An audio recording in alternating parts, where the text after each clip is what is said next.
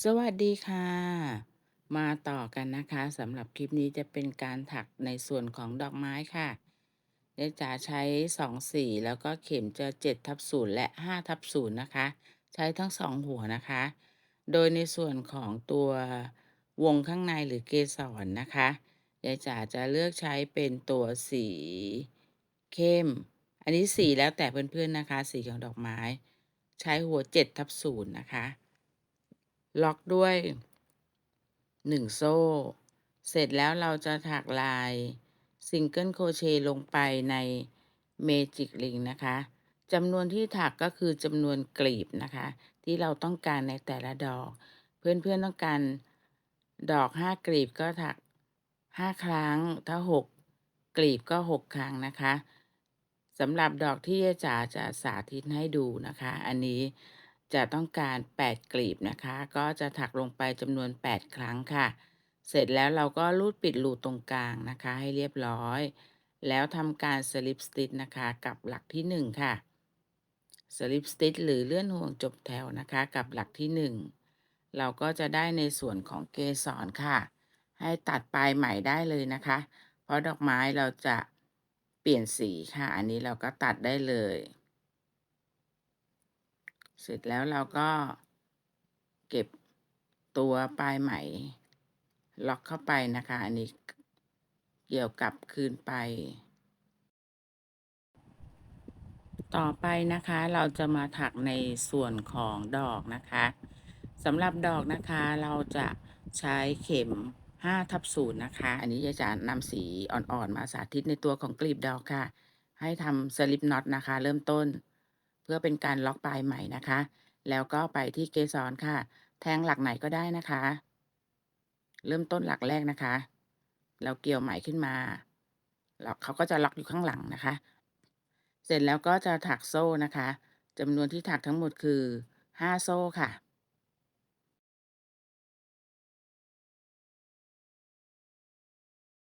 เสร็จแล้วนะคะให้พันหัวเข็มค่ะจำนวน4ครั้ง1 2 3แล้วก็4นะคะ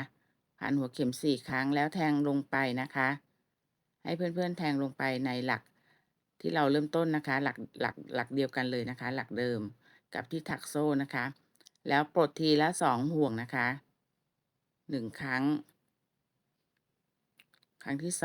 2ครั้งที่3ครั้งที่4แล้วก็ครั้งที่5นะคะครั้งสุดท้ายค่ะทั้งหมดปลด5ครั้งนะคะเหมือนเดิมค่ะ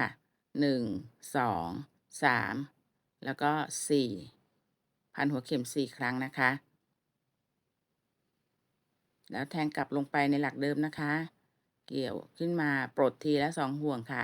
จำนวนที่ปลดทั้งหมดก็คือ5ครั้งนะคะ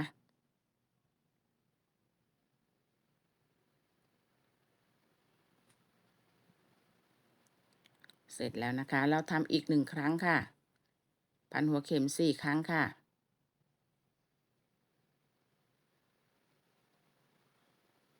แทงกลับลงไปในหลักเดิมนะคะหลักเดียวกันนะคะ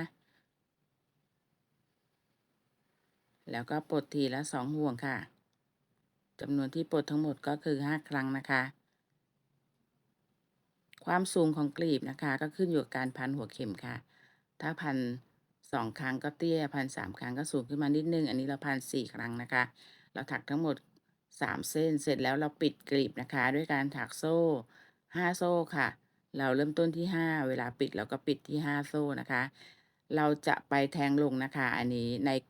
หลักที่2นะคะเราจะแทงลงในหลักถัดไปนะคะหลักที่2แล้วทำการ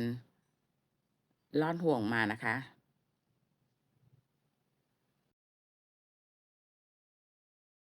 จบไปแล้วนะคะ1กลีบเริ่มต้นกลีบที่2ค่ะถัก5โซ่นะคะเสร็จแล้วค่ะทำตามขั้นตอนเดิมเลยค่ะเหมือนกลีบที่1เลยค่ะพันหัวเข็ม4ครั้งค่ะแล้วก็แทงกลับลงไปที่หลักเดียวกันนะคะกับที่เราขึ้นต้นโซ่ค่ะอันนี้เป็นการทำซ้ำแล้วนะคะ เหมือนกลีบที่1เลยค่ะ เราจะทำแบบนี้ทั้งหมด3ครั้งนะคะ ให้เพื่อนๆถักต่อนะคะ เราจะถักทั้งหมดอยู่ที่8กลีบนะคะสำหรับดอกใหญ่นะคะ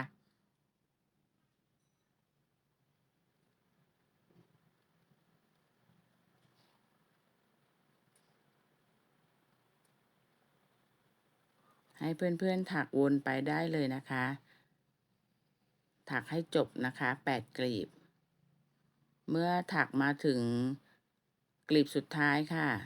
เราปิดที่5โซ่ เสร็จแล้วนะคะเราก็แทงลงไปในหลักที่เริ่มต้นค่ะ หลักที่1แล้วก็เกี่ยวไหมผ่านมาค่ะ เสร็จแล้วนะคะเราถักทั้งหมด8กลีบ ให้เพื่อนๆดูนะคะ ลักษณะงานที่ได้ค่ะทั้งหมดคือ8กลีบนะคะ แล้วก็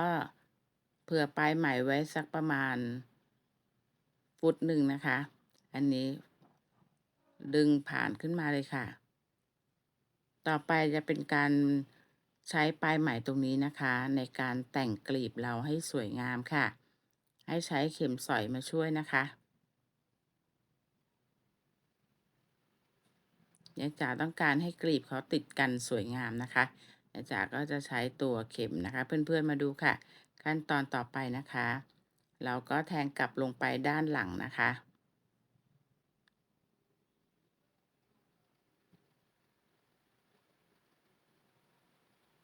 เสร็จแล้วนะคะให้พลิกกลับชิ้นงานไปด้านหลังค่ะ เราจะทำการตกแต่งนะคะ ยึดติดขากลีบ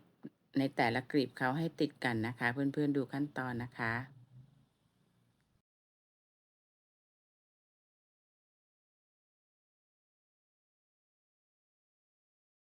สำหรับตัวขั้นตอนนะคะที่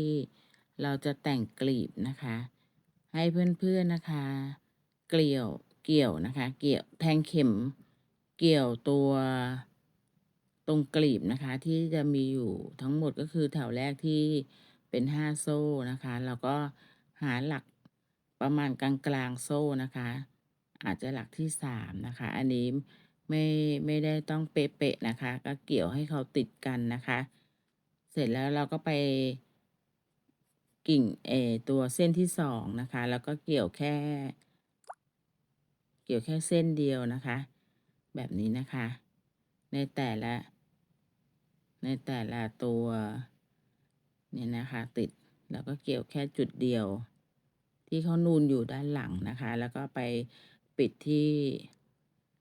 โซ่5นะคะที่เป็นตัวปิดกลีบ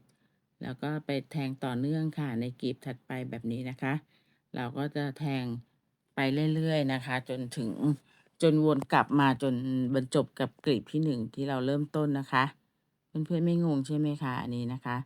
ทำไปเรื่อยๆเลยนะคะ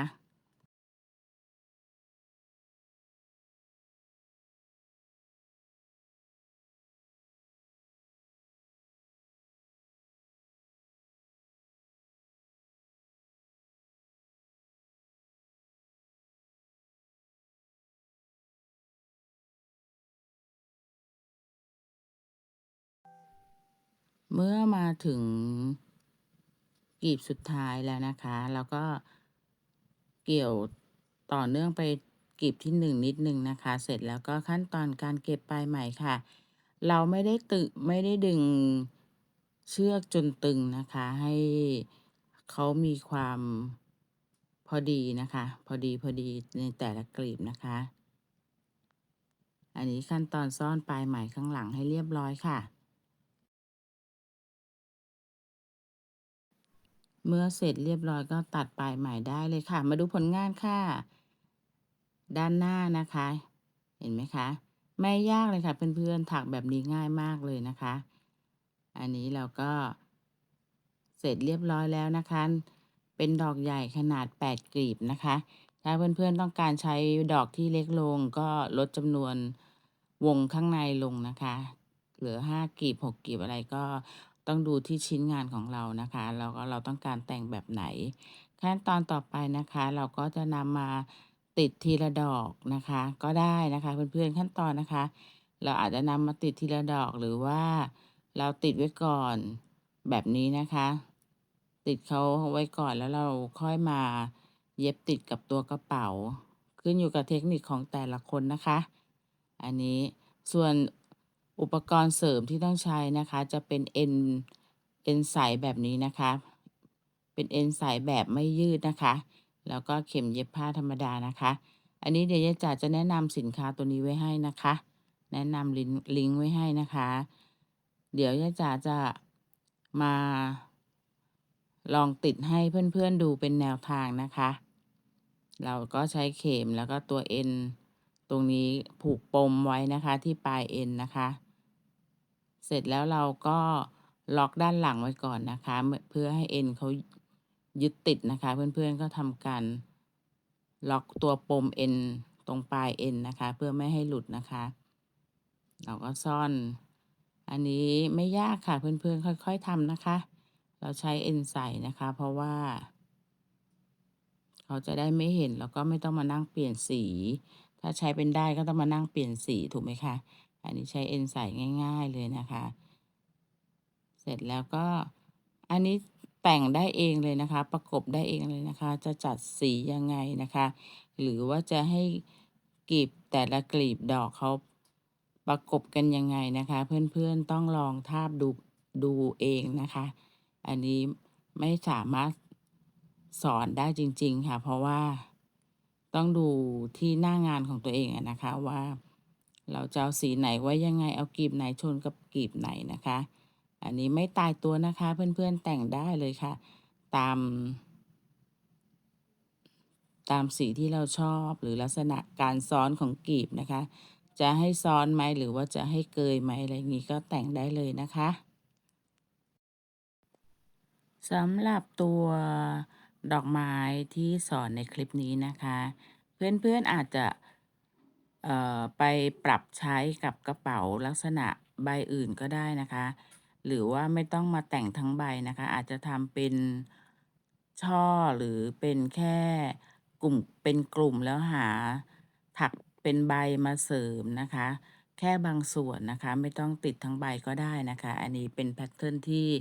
ไม่ตายตัวนะคะสามารถประยุกต์ใช้ได้ค่ะอันนี้เราก็เย็บติดกันไปนะคะ เดี๋ยวจ๋าจะเย็บติดกันอยู่ที่2กลีบค่ะก่อนที่จะนำไปติดกับตัวกระเป๋านะคะ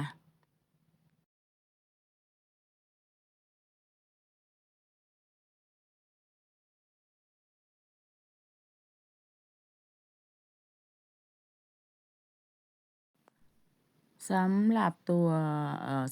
พื่อนๆมือใหม่หัดถักนะคะถ้าเข้ามารับชมอยู่ตรงนี้นะคะเดี๋ยวจ๋าก็จะชวนคุยนิดนึงค่ะแล้วก็อาจจะอยากแนะนำนิดนึงนะคะเพราะเห็นบางคนนะคะที่เป็นมือใหม่แล้วไปเริ่มจากชิ้นงานใหญ่ๆเลยนะคะพอเวลาที่มันยังถักไม่ได้ตามที่เราต้องการนะคะก็คือเรามือใหม่นะคะ